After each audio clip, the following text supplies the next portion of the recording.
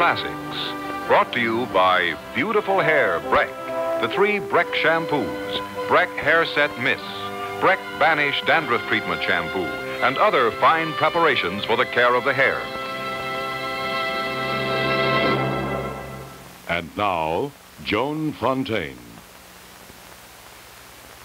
Good evening, and welcome once again to Family Classics. Tonight we present Charlotte Bronte's immortal love story, Jane Eyre. This is one of the great romances of literature. It's a moving and dramatic story of a courageous heroine and a brooding hero whose strange love is complicated by an even stranger mystery. In just a few moments, Jane Eyre.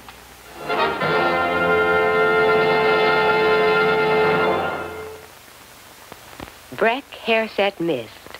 Soft, gentle, good to your hair. Mother, may I borrow your hairspray? Oh, of course, dear. Oh, not like that. Hold it up straight about 10 inches from your hair and spray evenly all the way around. Now, use brief sprays. There, you've got it. That'll hold your curls in place for hours. You know, my beauty shop always uses Breck Hair Set Mist. Such a soft, fine spray. Holds curls beautifully in place. And it won't make your hair stiff or sticky. And you can use Breck Hair Set Mist in 3 ways. To hold curls softly in place, spray after combing. Spray after setting to make curls that really last. And spray before combing, then style your hair as you comb. Breck Hair Set Mist with lanolin. Soft, gentle, good to your hair. Beautiful hair, Breck.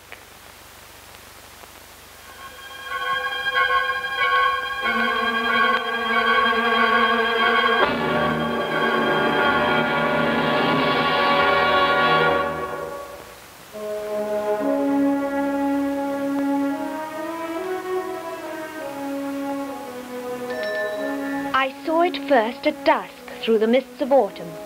Thornfield Hall, the vast grey mansion that was to become my home. I, who being an orphan, had never had a home before. As I stood before the main entrance, I felt as though I were a piece of shipwreck cast up by a long storm upon some alien shore. Are you Jane Eyre? Yes, ma'am. Welcome to Thornfield. Thank you. I am Mrs. Fairfax. Oh, how'd you do? It's a cold, unfriendly evening. You must be tired after your long journey. I expect you'd like to go straight to your room. Yes, I am a little tired. This way, Miss Eyre. Mrs. Fairfax, is Mr. Rochester at home? Oh, no. He's seldom here. I am his cousin. I manage Thornfield for him. There'll be only ourselves and Adele, your pupil. Does Mr. Rochester know that you've engaged me as governess? But of course, my dear. I was acting under his instructions. Shall we go up? It's a very big house, isn't it? Much too big. Especially for only us. And of course, the others. What others? What? The servants.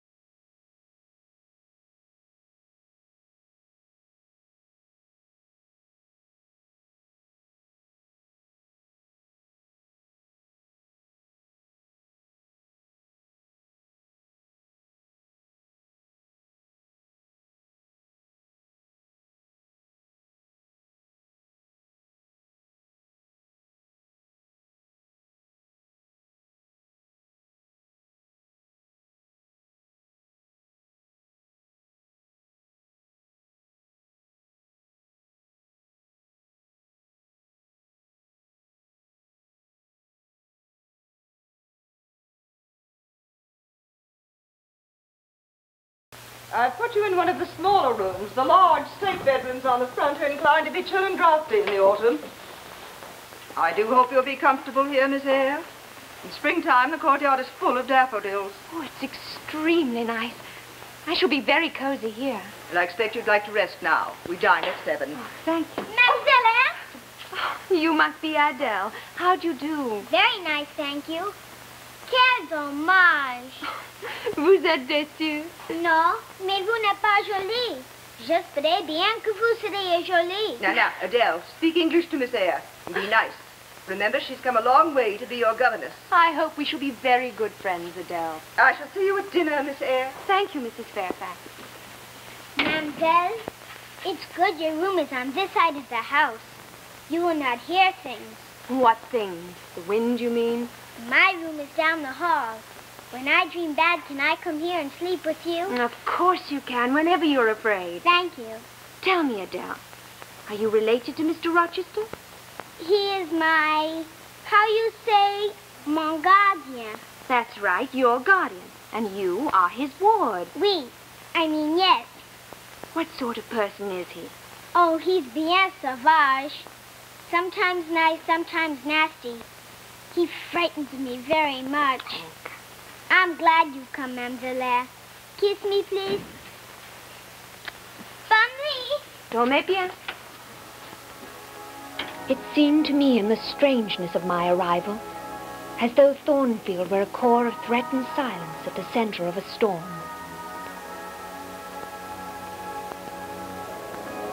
As the days and then the weeks passed into winter, I grew used to the great house, even to like it. It was so vast and splendid, so full of secrets and surprises. One evening, after I put Adele to bed, I came downstairs to find a book.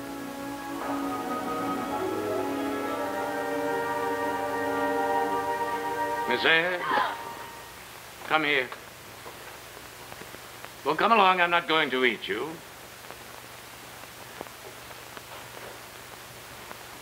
You are Jane Eyre, the new governess. Mrs. Fairfax didn't warn me you were speechless. Oh, who are you, sir? Your employer, Mr. Rochester? Mr. Rochester. Adele was right. She told me you looked like a frightened rabbit. Adele has her own way of describing people, sir. Oh, and how did she describe me? I don't think it worthwhile to repeat what she said. She called me a monster, I suppose. That was not the word she used. Well, something like it, no doubt. I know that I frighten them. I frighten most people. But why do you stare at me so? Do you find me handsome? No, sir. Oh, I mean, I was startled. I thought for a moment that I was a ghost. The ghost of Thornfield Hall. Oh, please forgive me. No, this house has enough ghosts in it already without my adding to them. You know something about being haunted, I imagine. To judge from your watercolors, I've been looking at them. You left them here. Oh, those are not meant to be looked at, sir. They're just private fancies. Grim fancies for a young girl. Where are you from?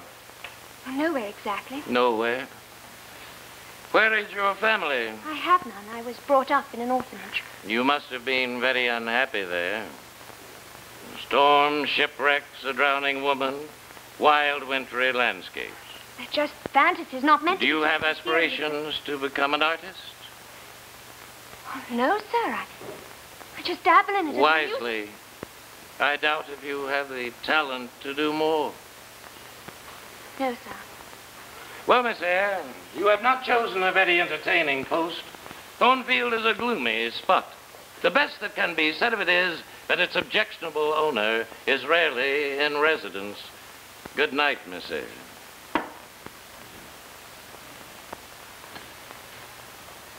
Good night,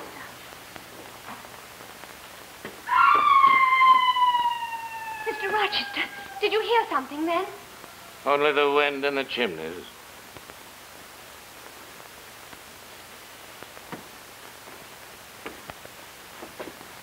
Good night, sir.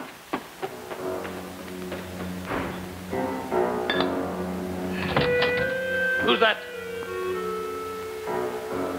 How many times have I told you not to eavesdrop? I wasn't eavesdropping. I was just... Very well, go get your bottle of whiskey. That's what you want, isn't it?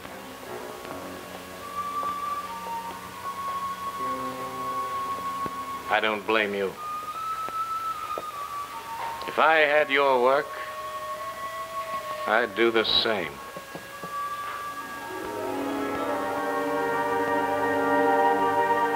That first meeting with Mr. Rochester filled me with disquiet. He'd been abrupt and patronizing with me, and I resented it. And yet, strange and bitter though he was, he had for me, from the very first, a singular fascination.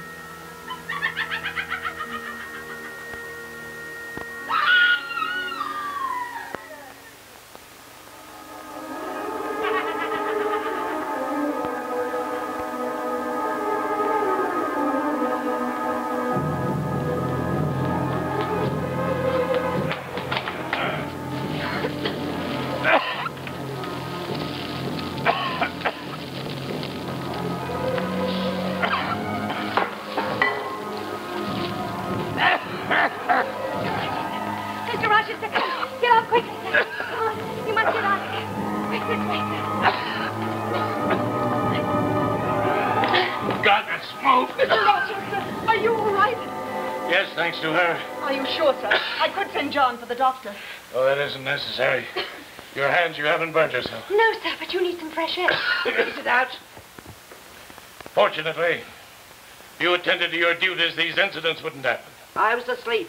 I have to sleep sometime. You get back upstairs and keep this door locked.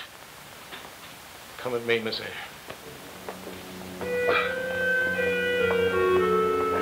Makes you grow more and more careless every day. It's wicked. Someday the whole house will go up in flames. Sometimes I wish it would, and take that devil with it. May God forgive you for even thinking such a thing. Lot you know.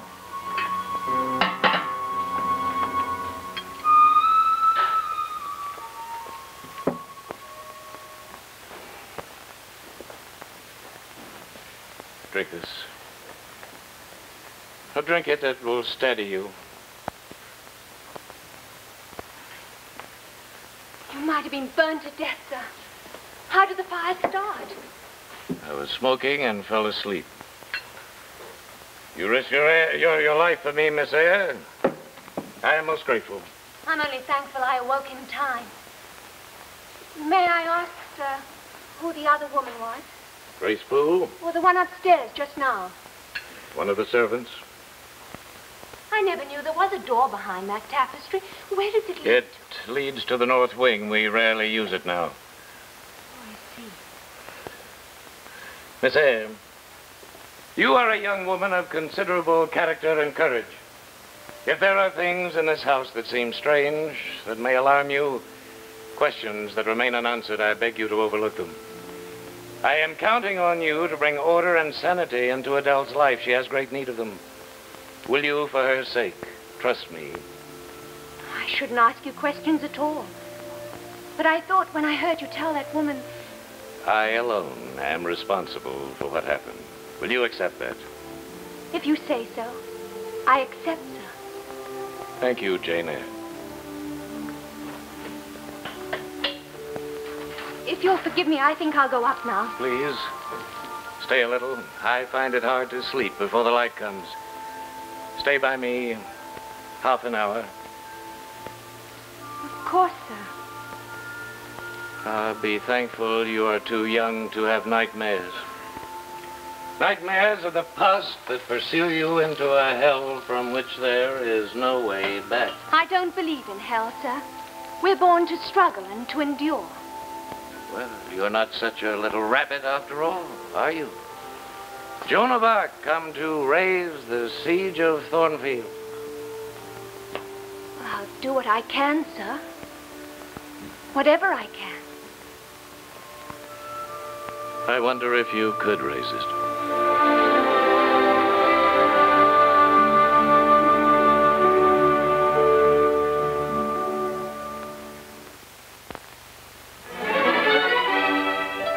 Now, banish dandruff as you shampoo with regular use of new Breck Banish Dandruff Treatment Cream Shampoo in a new white unbreakable plastic tube.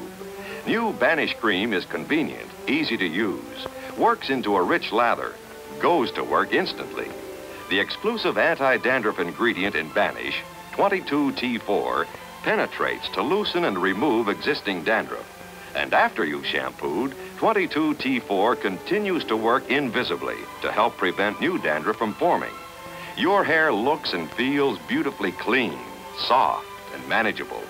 Women and men who use Breck Banish as their regular shampoo enjoy lasting freedom from dandruff, wear dark clothes with confidence. So banish dandruff with new Breck Banish Cream or clear golden liquid. Breck Banish Dandruff Treatment Shampoo.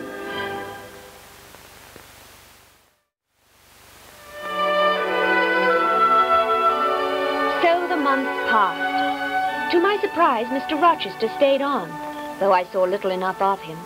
He rode and visited, came and went, an abrupt, brooding, restless presence.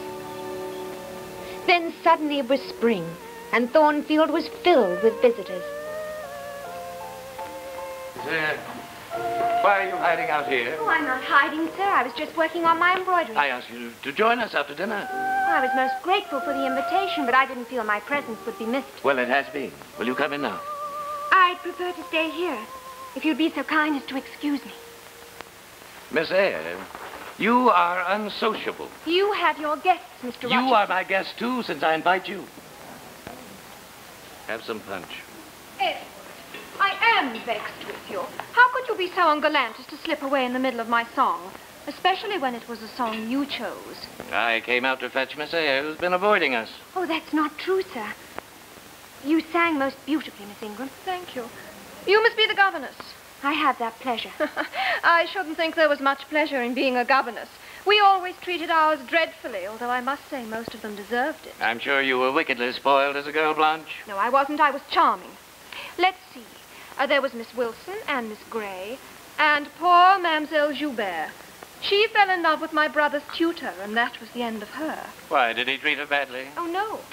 But governesses aren't supposed to, are they, Miss Eyre? Fall in love, I mean. My mamma thought she would wield an immoral influence, so she packed her off to France, minus the tutor.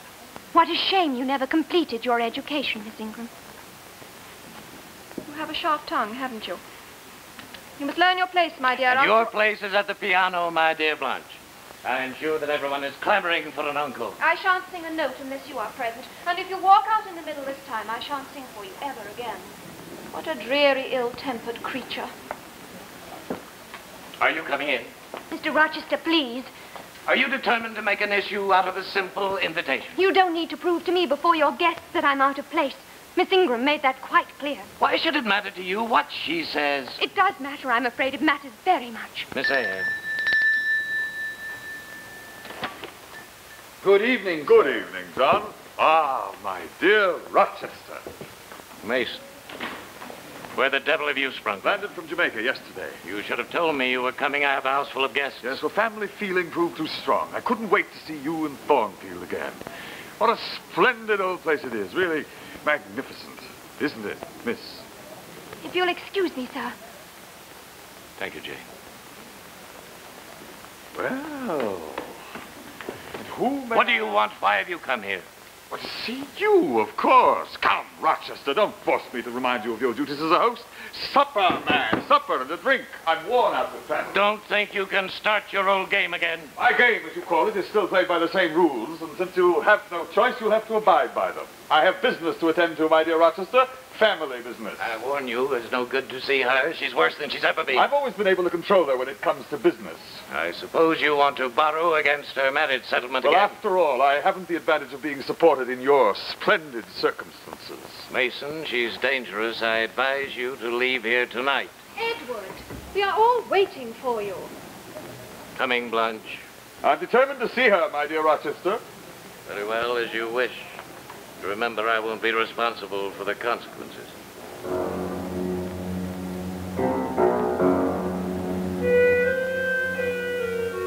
I couldn't sleep that night. Mr. Rochester had been kind to me, and I behaved in a way I couldn't understand. There was always a strange antagonism between us. I could not understand it. Or perhaps I did not dare. Mr. Rochester! Mr. Rochester! Mr. Rochester! Come quickly! Quickly! Come quickly, sir! Quiet, you fool. What is it? There's been an accident. Mason? I begged him not to try to talk to her. She went after him. She's mauling like a tiger. He's bleeding badly. Get back upstairs.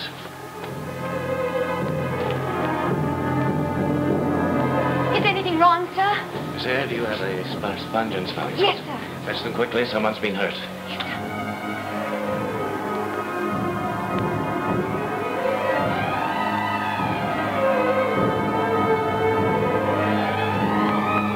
Quickly. Do you know how to dress a wound? Yes. You're not sickened by the sight of blood. No, sir. Then take my hand and try not to be frightened.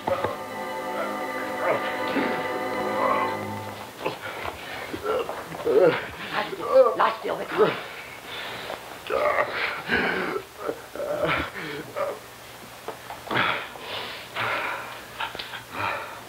Get me some water, please, quickly.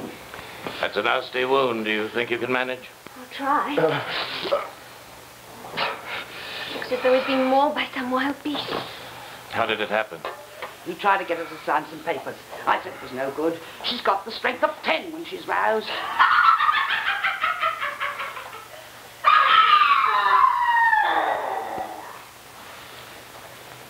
Never mind that. I will explain later. Here, tear this into strips for bandages.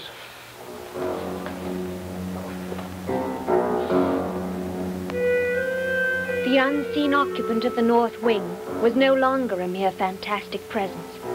Who, or whatever it was, had become for me a living menace, obscene and frightful. I cared for Mr. Mason as best I could, and then exhausted went downstairs.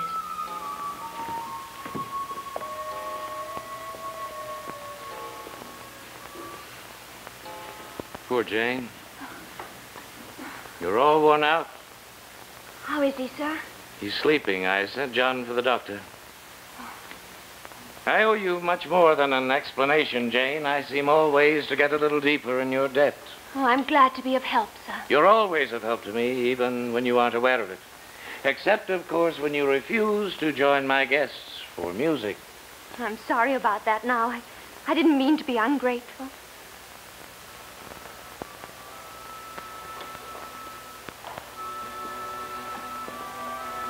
Well, now you know the mystery of Thornfield. Strange cries, the fire, the whole nightmare of the patient in the North Wing. Sometimes I can scarcely believe I'm a part of it. I'm very sorry to have made you a part of it. Who is the patient, sir? Poor mad creature who was married to a member of my family. And Mr. Mason is? Her brother. She was very beautiful once. A radiant, high-strung girl, till the tainted blood of her family poisoned her brain. I watched her turn little by little into an animal. No worse than that, into a maniac without a trace of the human qualities. Perhaps I was wrong to keep her here, but how could I condemn her to the horrors of a madhouse? I could not forget what she once was. And Adele? Is she her daughter, sir? Adele? No, there's no connection. I know you must have wondered about her, too. That doesn't mean you need tell me anything. You'll take me on trust, then? Yes. I had a passion once for a French dancer. In my innocence, I thought she was faithful to me. She told me Adele was my daughter, and I believed her until I found out otherwise. I thought it unjust to visit the sins of the father and the mother on the child, so I brought her here. My life, you see, has been anything but admirable. I have wasted it on sordid, wild attachments. The sins of the flesh have plagued me like so many fevers. Are you still my friend, Jane, now that you know all this? I shall always be your friend, sir. Then I will make one more confession. You are my only friend. But he was gone a few days later, without even saying goodbye. He never wrote, and sometimes I found it hard to believe that he had ever considered me his friend. I had come, little by little, to admit to myself that I loved him, though I knew that if ever there was a hopeless love, it was mine for Edward Rochester. You are sad today, mademoiselle. Oh, the summer and the roses are almost gone. there won't be many more of these golden days this year. You have been sad a long time. Ever since Mr. Rochester went away, I think. And you are far too nosy, miss. Come on, let's go in and have some tea. Monsieur Rochester! Comment va, petit singe? Oh, je suis si heureuse! Je t'ai apporté des cadeaux de Paris. Des cadeaux? Oui. Où sont-ils? Oh, vite! Là. All the boxes and the striped paper for you. Jane Eyre. No greeting from you. Oh, I am glad to see you. Have you missed me, Jane? We've all missed you, sir. When did you arrive? Yesterday. I spent the night with the Ingrams. You remember Miss Ingram, don't you? Of course. Good afternoon. You won't forget to come early on Saturday, will you? Our parties are never as gay as yours, but we shall do our best to entertain. On Saturday night, there's to be the musicale. On Sunday, if it's fine, the picnic. And then on Sunday night, we shall play charades. Charades? You should ask Miss Eyre. I'm sure she's a very good actress. Oh, I'm afraid I'd be far too self-conscious, sir. In any case, our table's all made up. Perhaps some other time. Excuse me, miss. Your carriage has come round. Thank you, Bessie. Now, I want you to understand, you impossible man, that I fully intend to monopolize you for the entire weekend. From Saturday night to Monday morning, you are to be my property. Good afternoon, Mrs. Fairfax. Good afternoon, Miss Ingram. Mademoiselle Jane, look! Come and see! N'est-ce pas que c'est magnifique? Oh, it's lovely, Adele. Jane, stay here. Have your tea. I'll look after Adele. Il y a tout à tas d'autres choses. Well, Jane Eyre, I have great news for you. I don't know if it will please you. The best I can hope for is that you will wish me luck. News? Well, I have always valued your good opinion. You know you have that already, sir. I have taken the immense, the wonderful, the alarming plunge. I'm going to be married. Married? Well, I decided one day in Rome, while I was walking down the Appian Way. I said to myself, you have lived too long in the past. To the devil with the past, I said. I shall go home and start life all over again as someone completely new. Blanche Ingram. Well, I'm sure in time you'll get to like her, Jane. She has a rather grand manner, a seeming coldness, but that will fade away with time. I want you to be the best of friends.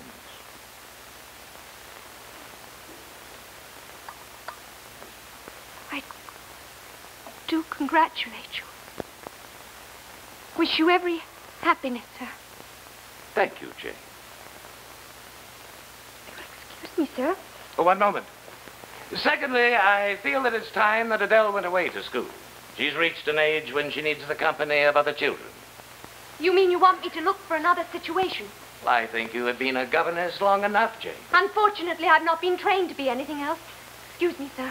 You underestimate yourself. What you need is to travel, to see the world. That would be charming, Mr. Rochester, but how? Well, you could go abroad as a companion. Those posts are very hard to find. Nonsense. There are quantities of worthy old ladies rattling around Europe. Every old lady has a companion. It's very good. Besides, you could proceed from a worthy old lady to a less worthy and, let us hope, less elderly gentleman. You're making fun of me. It's unkind. Oh, my dear Jane, wait. Don't you know why I've come back to Thornfield? You've already told me. To marry Miss Ingram. That supercilious stick, I abominate, Miss Ingram. I have come back, if you will have me, to marry you.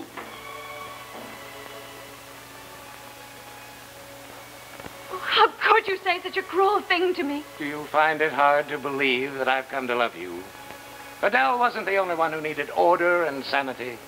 You've given me that, and so much, so wonderfully much more besides. You can't mean it, and you shouldn't say it. It's wicked to joke about something as serious as marriage. I do mean it. I don't ask you to love me. Perhaps you know too much about me to love me now. But I need you, Jane. I need you to take my life and make it over. The best and the worst of it, if you will. It isn't possible. I have nothing. No money, no position. Not even a family. If you will consent to become Mrs. Edward Rochester, you can have all three. Will you marry me? Will you, my dearest Jane?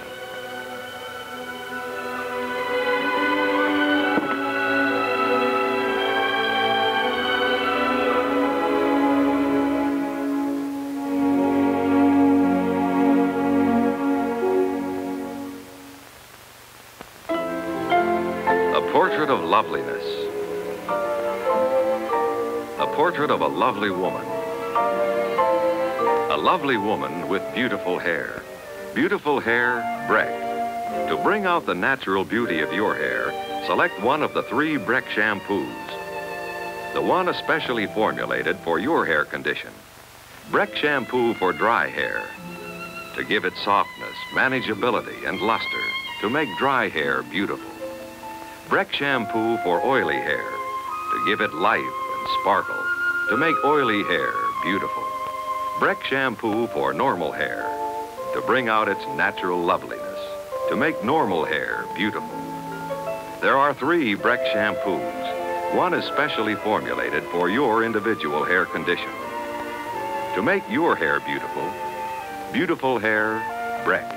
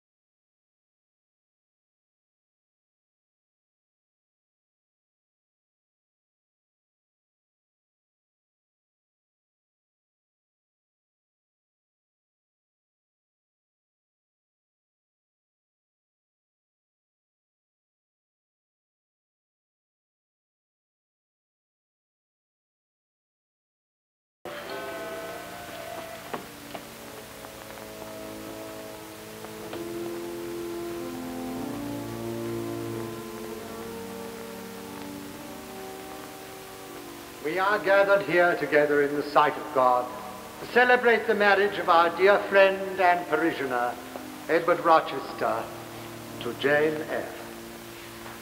I require and charge you both, as ye shall answer at the dreadful day of judgment, when the secret of all hearts shall be disclosed, that if either of you knows of any impediment why ye should not be joined together in matrimony, ye do now confess it. For be ye well assured that so many as are coupled together, otherwise than in God's word, are not joined together by God, neither is their matrimony lawful. Wilt thou, Edward Rochester, take this woman to be thy wedded wife? Wait! This wedding cannot take place. I declare there to be an impediment. Proceed, Mr. Wood, proceed. But who is this man, sir? Sir, I can prove that such an impediment exists and that he is well aware of it. Mr. Edward Rochester has a wife still living. I am her brother. He keeps her shut up in the north wing of Thornfield Hall and has for the last 10 years. What? Mr. Rochester, sir, you are in the house swine. of God. That man and his polluted family have been my nemesis. Now will you marry us or will you not? I cannot, sir. An accusation has been made, and I require... Ah, you want proof? Proof that I'm free to marry. Very well, come with me to Thornfield Hall. You shall judge. You shall judge whether I am married to any human being, or ever have been. I've saved you from a bigamous marriage. Here, read this if you want proof. It's my sister's marriage settlement.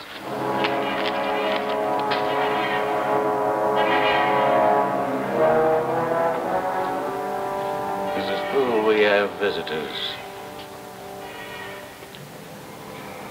Miss Eyre and Mr. Wood. Coming here, sir? They want to see for themselves the remarkable creature the law still considers to be my wife. Let her out. Not today, sir. She's in a wild mood. I want her out. Don't, sir. Remember what happened last time. I want them to judge if any sacrament on earth can bind me to such a fury. No.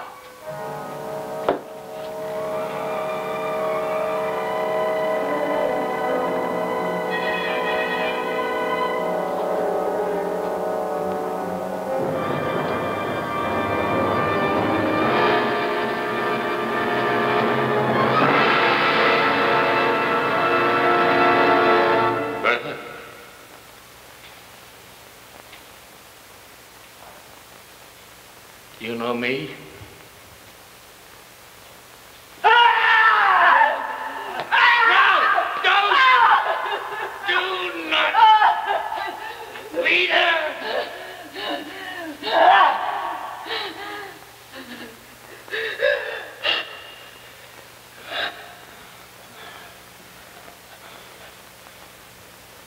Well,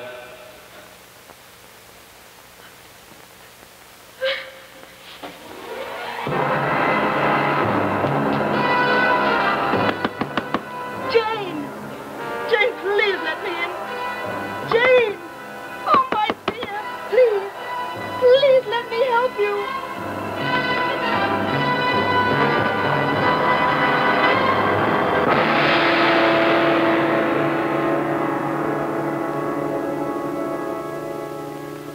well, how is she? She won't answer. She's still locked in her room. It was a terrible thing. She should have been told. How could I tell her? She loves you so much. Perhaps. Does she love me enough? Oh, God, she must. Jane.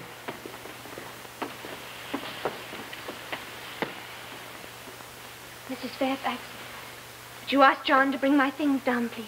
You're not leaving here. I'm not going to let you leave. There's nothing else I can do now. You can't judge me until you have heard and understood my story, all of it. I don't want to judge you ever. Why else are you leaving? You've judged me and condemned me without hearing my defense. I only know what I must do.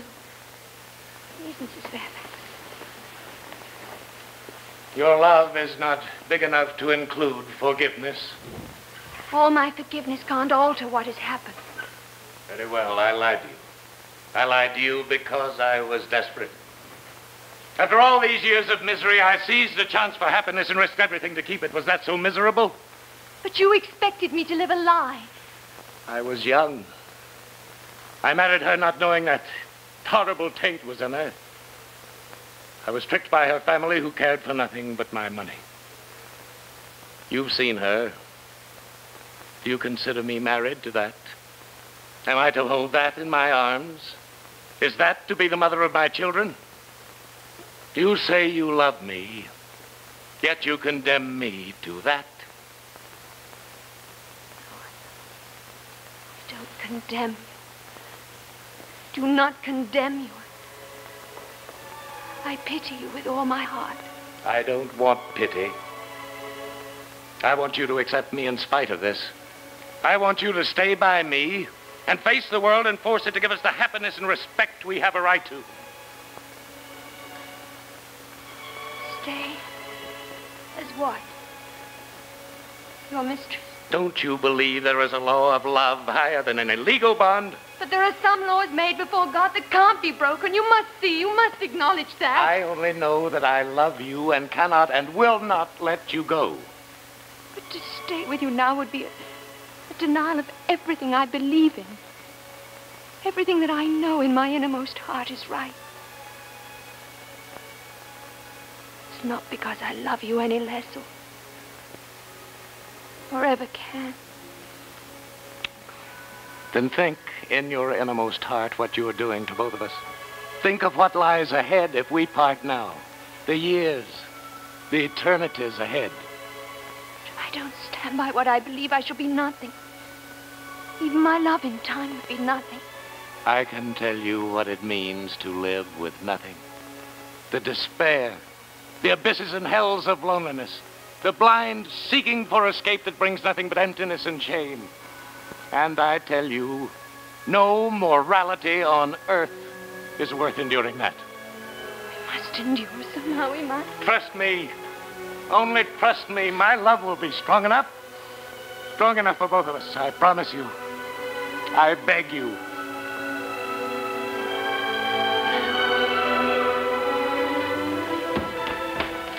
Jane!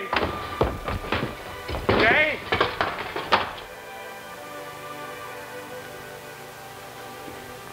Jane!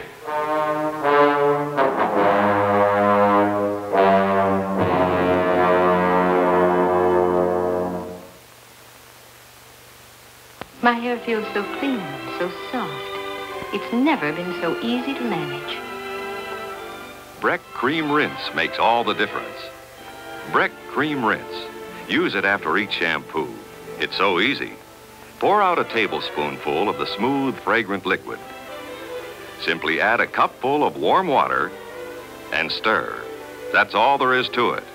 Pour it through your hair, then rinse with warm water. What a difference Breck Cream Rinse makes. It smooths out snarls and tangles. Your comb glides through your hair when wet. And when dry, your hair is soft and beautiful. Never fly away. It's easy to set, too, with just the right body to hold curls and waves, so that you can say after each shampoo, your hair has never been so easy to manage. Breck Cream Rinse makes all the difference. Breck Cream Rinse. Beautiful hair, Breck. Breck Banish Dandruff Treatment Shampoo contains 22T4, the exclusive Breck Dandruff Control compound. Banish effectively loosens and removes existing dandruff, leaves hair clean, soft, dandruff-free. You can wear dark clothes with confidence. And between shampoos, it continues to work to prevent new dandruff from forming. Breck Banish Dandruff Treatment Shampoo in new cream or golden liquid.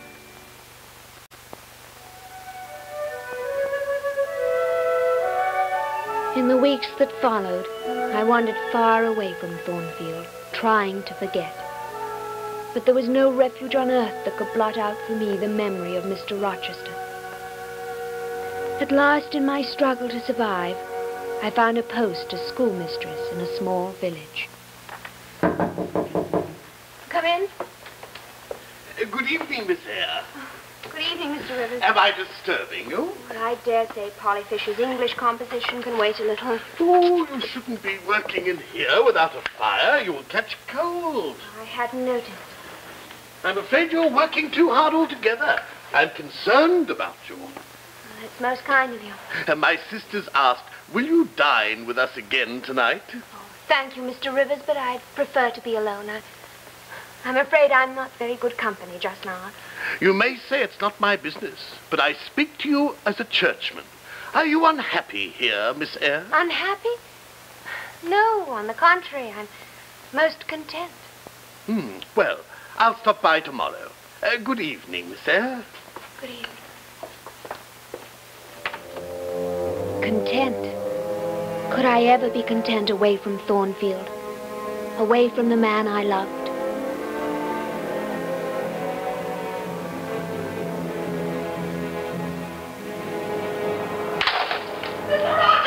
Mr. Rochester, come quickly! What are you shouting at? Bertha set fire to the north wing. She's running around loose upstairs. Oh, God, what do we do? Get Adele outside, try to get help. Yes,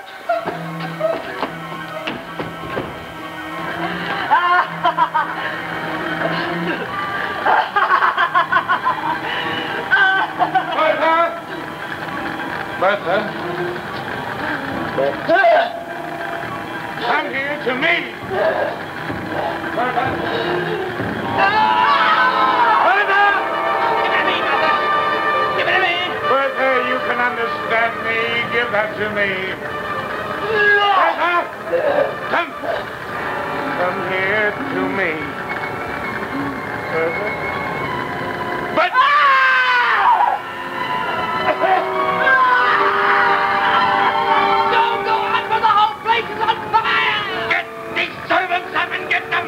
out here. Come back! Come back!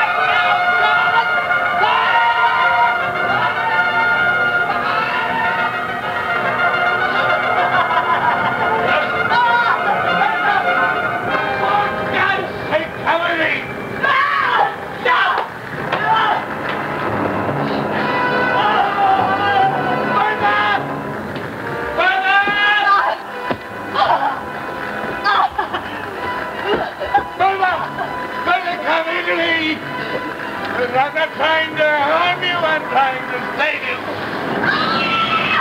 Don't you understand? If you come to me, kill me.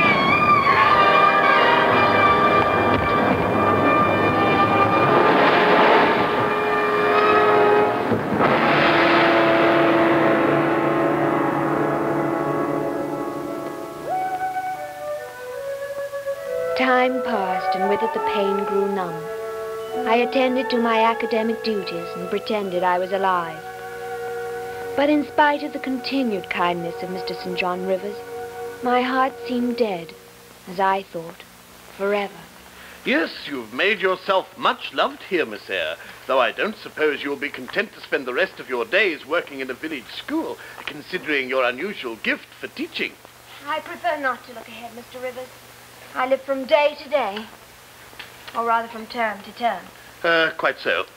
I have been wondering, nonetheless, if you might consider a proposition of I grant, a somewhat unusual nature. Oh? Something that may take you away from here. To London? Out of England altogether. Somewhere as far away as India. India? Yes. I have been asked by my bishop to take up missionary work there in a somewhat remote province. It would be difficult, perhaps dangerous, but challenging. I had been thinking that with your unusual gifts, your natural aptitude for languages, well, it came to mind that, Yes, Mr. Rivers? that you might consider the possibilities of such a position. You mean that I should become a missionary? In a sense. Well, it was just an idea, you see, which had, well, it had occurred to me. Well, I'm most flattered that you should think me qualified. Oh, you are. You are. And naturally, if you agree, we should have to consider certain amendments in our relationship. I hope you understand to what I refer. No. Oh. Although we should be carrying out our mission among savage tribes, unblessed by Christian ethics, it would be necessary, purely from a sense of form, you understand, to set an example. Are you by any chance asking me to marry you? Well, yes, it had occurred to me that under the circumstances, such an arrangement, purely, you understand, for the sake of convention, might, I had the idea, be generally advisable. Thank you. Thank you. That is indeed a most elevating proposal. Oh, I'm glad you appreciate it. I'm glad you understand the exigencies which prompted it. Oh, most certainly. You will consider, then? I will consider. Thank you, Miss Eyre. Thank you.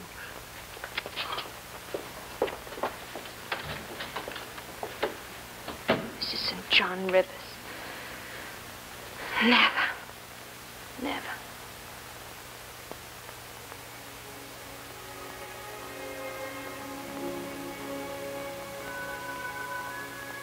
Jane Eyre. How many times I had imagined that he was calling me, and known that it was only the voice of my own longing. Trust me. Only trust me, my love will be strong I enough. had fought and struggled against it for so long, when every instinct in me cried out how much I loved him. Jane. Jane.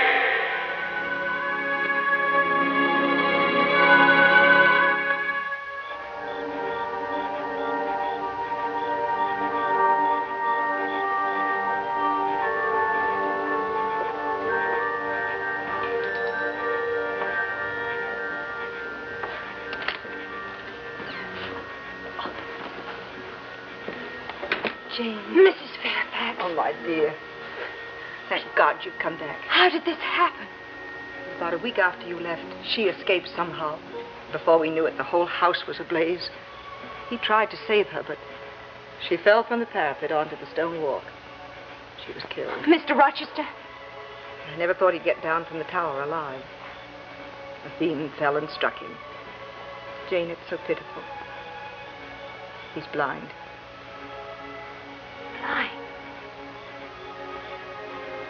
Oh, no. Thank God you've come back. He's been so terribly alone. Where is he now? He's sitting in his chair. He sits there all day long. He won't see anyone. Be patient with him.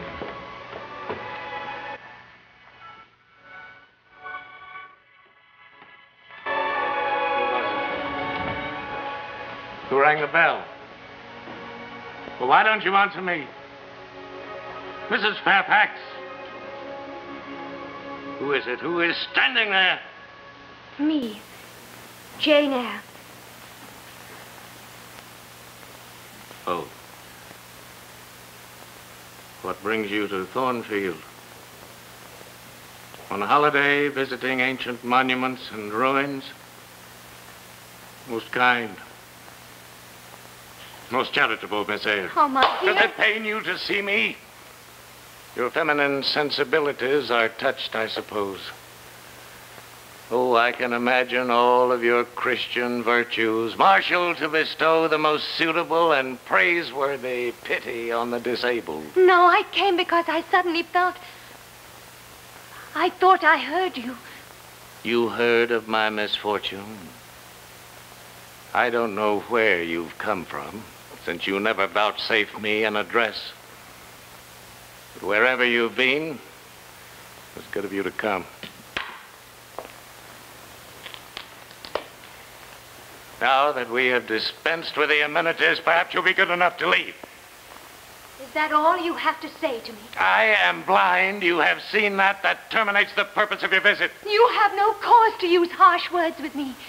I did what I thought was right, and you shouldn't vent your bitterness on me.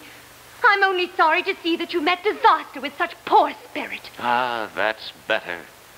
That's more like the Jane Eyre I knew. The small crusader, pitiless with righteousness and rectitude.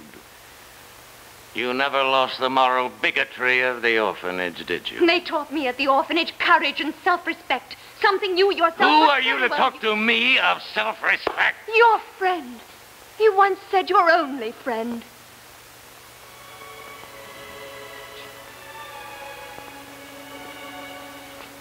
I'm sorry, I didn't mean to be so harsh with you.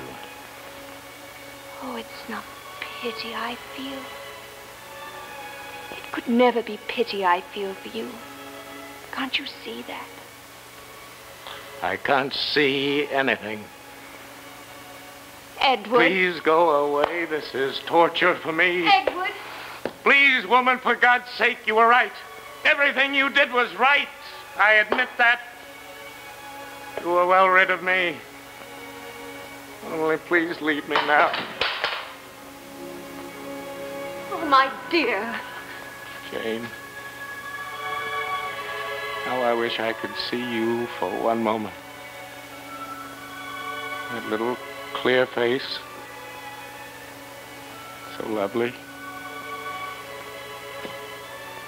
I'm no good to you now. And I'm no good without you. I'm not going to leave you. Jane, I've missed you so.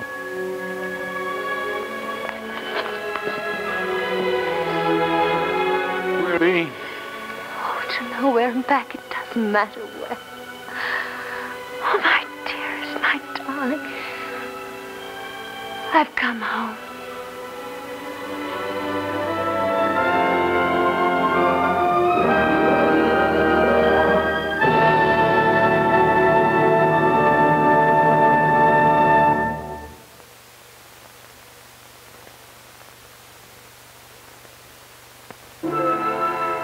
Beautiful hair Breck can mean beautiful hair for every woman.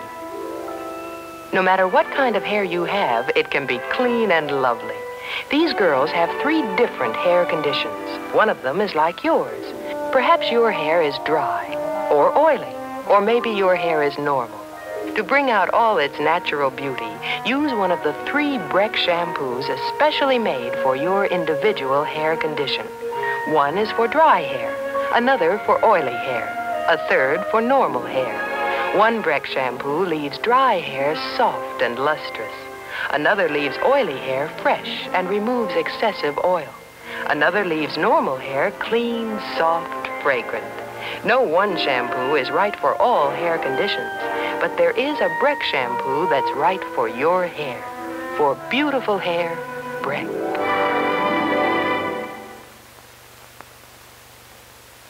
On June 18th, Family Classics is proud to present once again Julie Harris, starring in her widely acclaimed performance in The Heiress, the dramatization by Ruth and Augustus Getz of Henry James' immortal classic, Washington Square. Be sure to see Julie Harris, Farley Granger, and Barry Morse in The Heiress, Sunday night, June 18th. This is Joan Fontaine saying good night for Family Classics.